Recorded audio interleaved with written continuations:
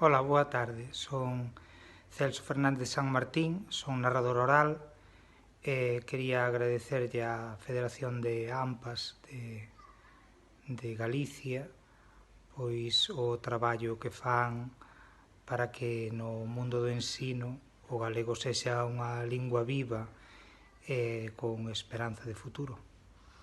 Eu estes días estou traballando en Madrid e, podo vos asegurar que non hai nada que máis estime a xente, polo menos no meu oficio, que ver o trasfondo de amor que hai polo lugar de onde ti és, pola lingua que falas e polo aprecio que lle tes.